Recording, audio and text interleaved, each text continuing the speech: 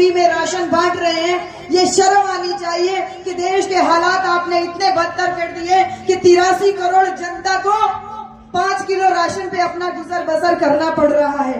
मेरे प्यारे बच्चों, मेरे प्यारे साथियों, मेरी प्यारी बहनों, महंगाई की मार से तो जनता त्रस्त है ही है। युवा बच्चे शिक्षा, रोजगार से तमाम परेशानियों से तो जूझ रहे ही हैं। साथ ही साथ देश में जो नफरत का माहौल पैदा किया जा रहा है, एक धर्म विशेष के प्रति, स्पेशली मुसलमानों के खिलाफ जो नफरत की राजनीति की जा रही है, ऐसे में माननीय आकाश आनंद जी का जो वक्तव्य सामने आया है, उससे कहीं न कहीं हमारे सभी मुस्लिम जो समाज है उनके लोगों को इस बात का ध्यान रहना चाहिए कि जो लोग मुसलमानों के वोट के रहनुमा बने हुए थे आज तक, उनसे ना तो माननीय मुख्तार अंसारी जी की मौत पे एक ट्वीट तक हुआ। हमारी बहन जी ने सबसे पहले मुख्तार अंसारी जी की जेल में हुई षड्यंत्रकारी हत्या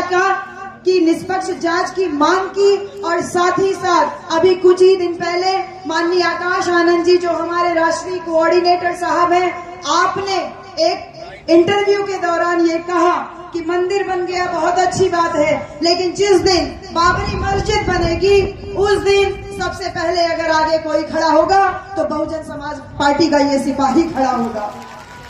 ये देख लीजिए नफरत की राजनीति करने वालों के लिए कितना करारा तमाचा है कि एक नौजवान जो पूरी तरीके से बहुजन वैचारिकी से लैस है, उसके दिमाग में पूरा खाका खींचा हुआ है बहुजन महापुरुषों की विचारधारा का। ऐसे में सभी मुसलमान साथियों से अनुरोध है कि आपको किसके साथ जाना है ये आपको तय करना है। जो नमाज भरी भीड़ में नमाज पढ़ने वालों पे लात चलाते हैं, या फिर मणिपुर जैसी जगहों पे औरतों को नंगा करके घुमाते हैं, या तो जिस संस्थान से मैं आती हूँ IIT BHU से, BHU में बंदूक की नोक पे औरतों के साथ में जिस तरीके से जुल्म और जाति छात्राओं के साथ में हो रही है, आप उनके साथ में हैं। या फिर जो पहलवान लोग, जो हमारी महिला पहलवान लोगों ने जिस प्रकार से आरोप लगाया, पूरे कुश्ती संघ का जो मुख्य पदाधिकारी था, आपको तय करना है कि आप किसके साथ में हैं। ये चुनाव आम चुनाव नहीं है, ये जीवन और अस्तित्व का चुनाव है, ये अच्छाई और बुराई का चुनाव है। आपको तय करना है कि आपको बहन कुमारी मायावती जी के शासन काल में जो बड़े बड़े कार्य हुए, शिक्षा के क्षेत्र में जो उपलब्धियां हुई, सबसे बड़ा महत्वपूर्ण कार्य शेख मोइनुद्दीन चिश्ती उर्दू अरबी फारसी विश्वविद्यालय की स्थापना करके हुआ, जो आज तक उसके बाद की सरकारों द्वारा कभी घोषणा तक नहीं की गई। आपको तय करना है कि देश का 18% मुसलमान, स्पेशली आजमगढ़ की बात हम करते हैं, आजमगढ़ का 18% मुसलमान अगर इकट्ठा होकर के वोट कर दे तो किसी माई के लाल में दम नहीं है कि वो आपको शासन सत्ता से बाहर कर सके। इसलिए मेरा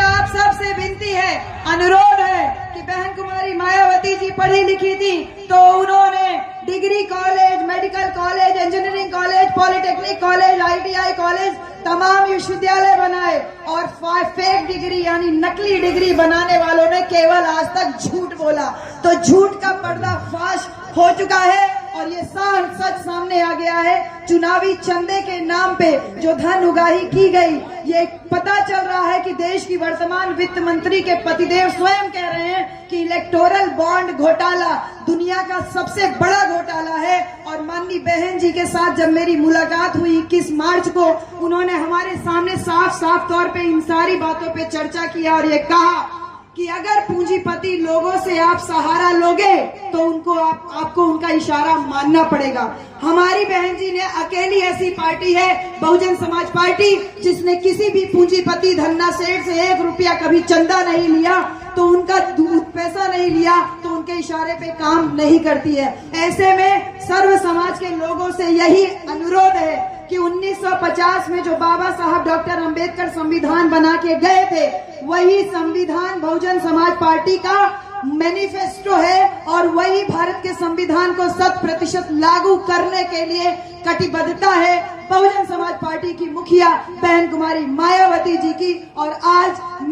जब मुझे अवसर मिला है इस लालगंज लोकसभा में प्रत्याशी के रूप में आपको संबोधित करने का, तो समस्त जनता से यही अपील करूंगी कि सर्वजन हिताय सर्वजन सुखाय का नारा कोई चुनावी जुमला नहीं है, बल्कि वो हकीकत है कि बहन जी के द्वारा किए गए कार्यों से सर्व समाज को जो लाभ हुआ है, सर्व समाज अपनी बहना के प्रति कृतज्ञता व्यक्त करे, आभार व्यक्त करे। और ये 2024 का जो आम लोकसभा चुनाव हो रहा है, इसमें भारी से भारी संख्या में बहुजन समाज पार्टी का हाथी के सामने वाला बटन दबा करके बहन कुमारी मायावती जी को पीएम बनाने का रास्ता साफ करे। इन्हीं सारी बातों के साथ में मैं ये बात और कहना चाहूंगी उन तमाम पिछड़े समाज के भाइयों से कि जो पिछड़े समाज की बात हमारे माननीय लोहिया जी कहते थे कि मेरी पार्टी ही मेरा परिवार है, लेकिन मुसलमानों के रहनुमा बने रहने वाले लोगों ने ये कह दिया कि मेरा परिवार ही मेरी